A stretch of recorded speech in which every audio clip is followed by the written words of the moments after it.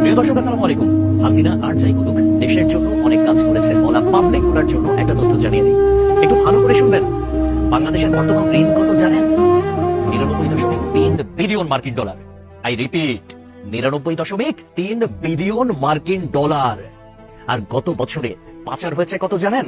94 billion মার্কিন dollar. হিসাব করে দেখলাম, তিনি যেই টাকা পাচার করেছেন সেই টাকা দিয়ে মাত্র 697টা মেট্রো রেল, 397টা স্যাটেলাইট আর 36টা পদ্মা সেতু বানানো যেত। একটা 1000 টাকার নোটের ডাইমেনশন কি, সেটা নিয়ে না হয় অন্য এক সময় আলাপ করা যাবে। ধরুন 11 লক্ষ কোটি টাকা 1000 টাকার নোট দিয়ে একটার উপর একটা রাখলে এর উচ্চতা কত হবে জানেন?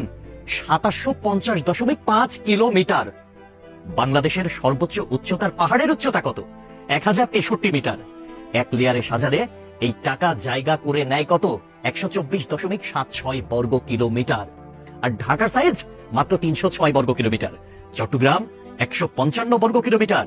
এই দুই বিভাগীয় শহর বাদে বাকি সব বিভাগীয় শহর এই টাকা দিয়ে ঢেকে দেয়া যাবে।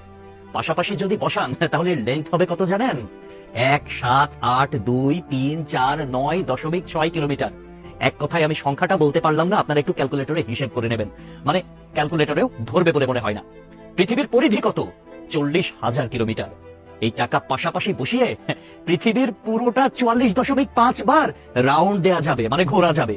কেউ যদি হাসিনার উন্নতির হিসাব দিতে আসে, তাহলে তাকে হাতে কলমে এই হিসাবটা বুঝিয়ে দেওয়া আপনার, আমার, আমাদের সকলের দায়িত্ব। মেট্রো রেল বন্ধ হয়ে গিয়েছে দুর্বৃত্তের হামলায়। এটা ঠিক করতে 1 বছর সময় লেগে যেতে পারে, ন্যূনতম, মানে কমপক্ষে 1 বছর সময় লাগবে এটা বলা হয়েছিল। এটা ঠিক করতে বাজেট ধরা হয়েছিল 300 কোটি টাকা।